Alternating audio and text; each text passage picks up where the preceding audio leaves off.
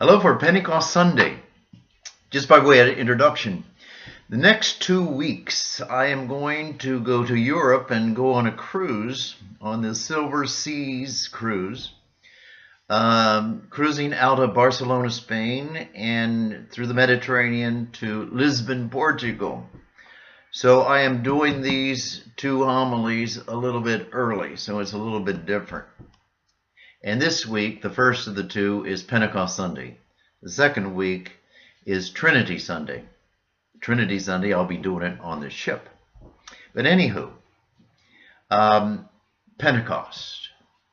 I titled this Babbling Idiot. I love that phrase because it comes from the book of Genesis, the first reading of today. And I'd like to take the first reading today from the book of Genesis and the that's from the vigil service the day before, and the morning of the Pentecost, and that is from the Acts of the Apostles, and then talk a little bit about Pentecost, because I think it fits.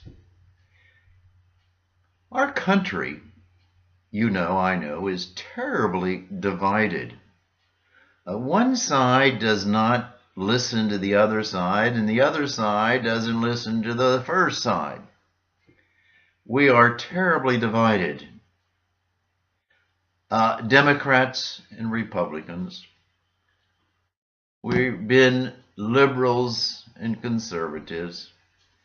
But we seem to be more divided than usual. And I'd like to look at that and this feast day of the coming of the Holy Spirit through languages. We see in the vigil from Genesis the Tower of Babel story and how sin in the world and these particular people, the story, never mind how historical or not historical it is, it's a story about sin and division and scattering. Classical. And the people were building a tower to the false god. And in the story, well, you read it, they were scattered, confused, and all because of language.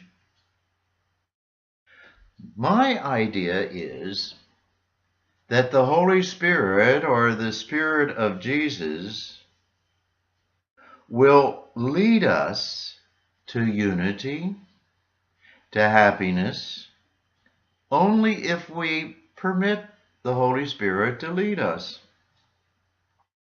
And so the story of Babel and these people, they went askew, astray, and didn't listen to God or listen to the way God made them. And we see the effects of sin. And in the story, we see the effects of different languages where people didn't understand one another. They didn't work together. They were scattered, confused, and certainly not happy. They needed help. Well, the second story is a historical happening in the early church, the coming of the Holy Spirit upon the apostles. Well, you can look at this as far as like a strong driving wind. You can't see it, but it's there. Or like fire, immateriality, fire, it's saying put your hand right through the fire. But I'd like to look at the coming of the Holy Spirit in particular, in distinction to the Tower of Babel and the languages, when all these people in that room, they spoke different languages and they all understood what the Holy Spirit was saying.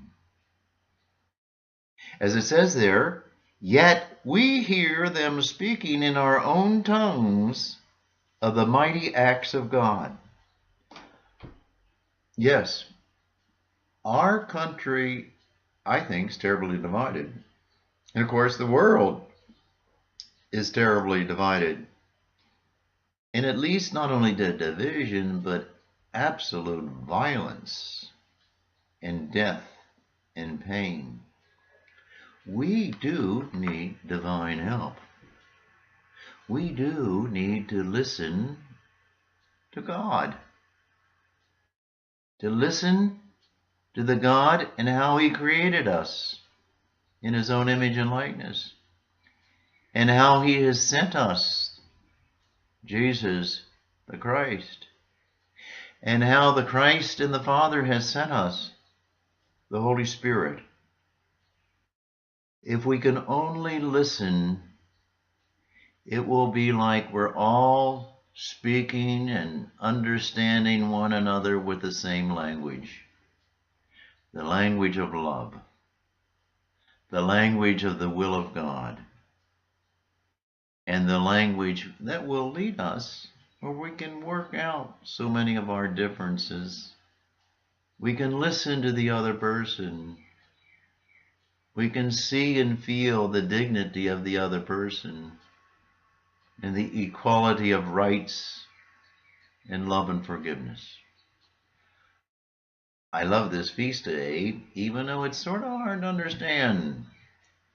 And I love that traditional prayer, "Come, Holy Spirit, fill the hearts of your faithful, and enkindle in them the fire of your love." We need our hearts to be moved and enkindled in the Spirit of God. It's only then can we really love, forgive, respect, and live more at peace with one another. These two stories from the book of Genesis and the Acts of the Apostles, I think, are cleverly chosen to help us to try to understand that first Pentecost Sunday, the real Spirit of God in our midst. Have a good day.